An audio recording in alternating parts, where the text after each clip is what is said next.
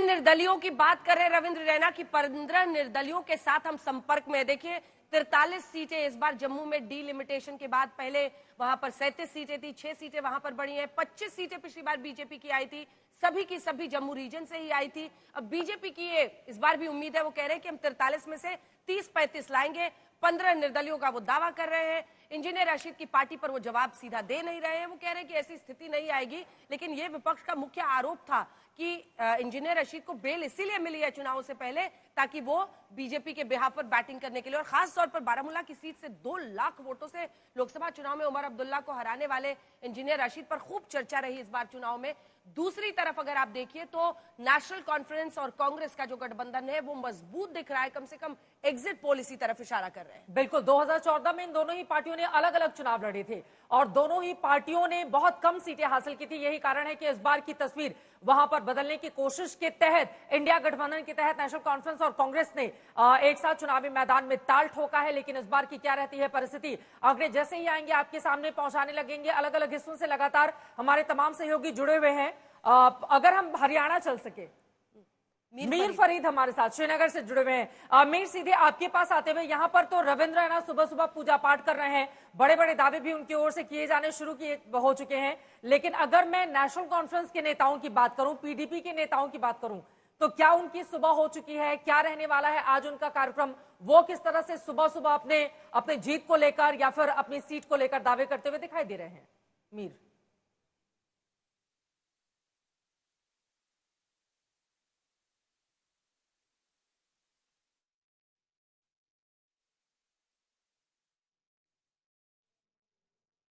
मीर आपका माइक बंद है, प्लीज अपना माइक ऑन कर लें आप।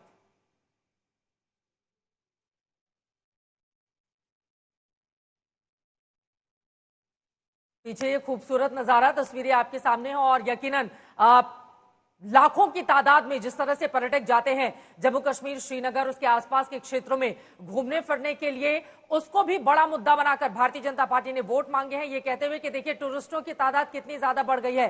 मीर फरीद हमारे साथ फिर से जुड़ चुके हैं। मीर, अगर आप अपनी बात को आगे बढ़ा पाए। मीर,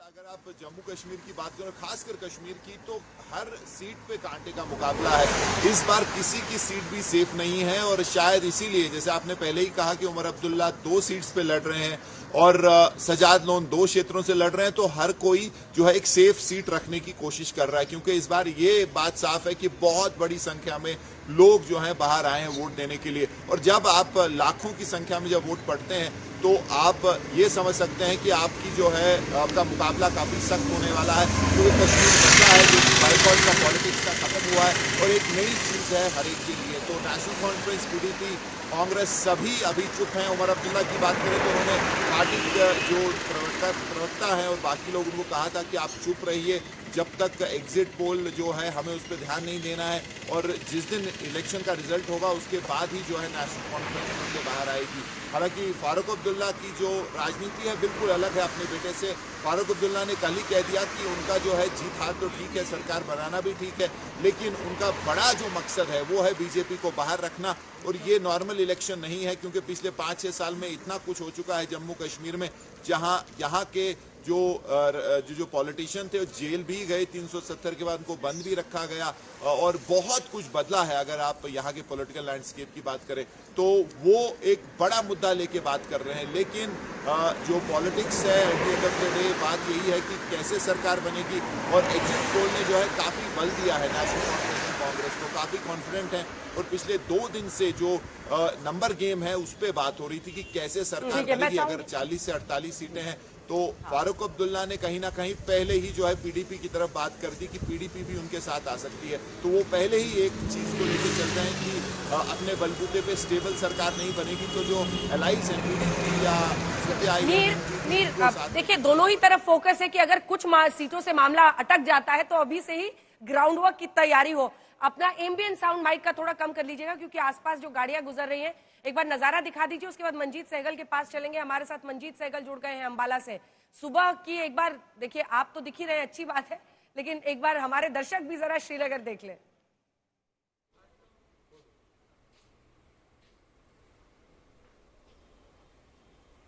चलिए एक बार चलते हैं मंजीत सहगल के पास जो हमारे साथ अंबाला से जुड़ गए।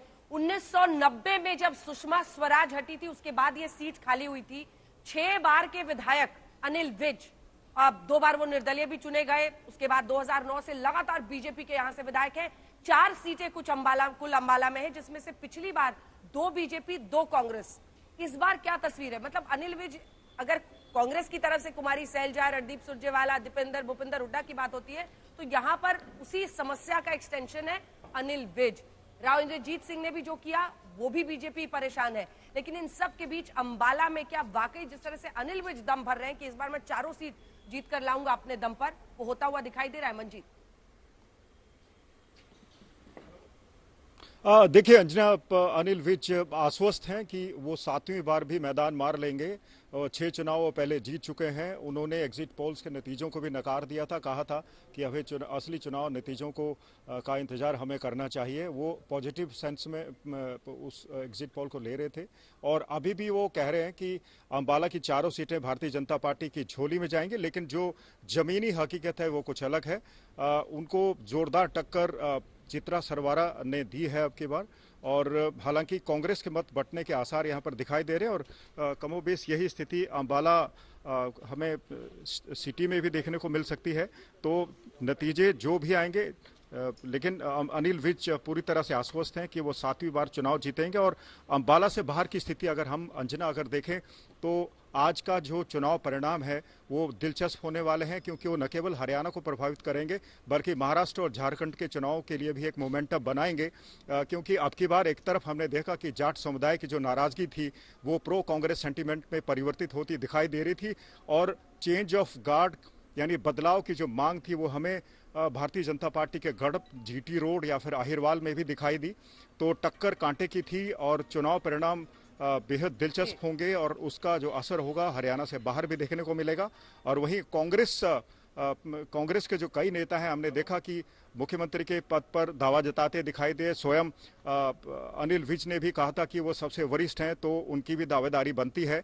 तो चुनाव परिणाम ये तय करेंगे कि आज क्या भारतीय जनता पार्टी हिंदी हार्टलैंड में अपने गढ़ को बचाने में कामयाब रहती है या फिर हनुमान मंदिर में जाकर मंजीत इस वक्त मुख्यमंत्री जो दोबारा बनने के लिए लालायित थे, क्योंकि सिर्फ 6 महीने ही नायब सिंह सैनी को मिले हैं, ऐसे में क्या रहती है परिस्थिति देखना महत्वपूर्ण रहेगा। सुबह सुबह ईश्वर का आशीर्वाद लेने की कोशिश यहां पर तमाम नेताओं की ओर से की जा रही है। आज मंगलवार का दिन है,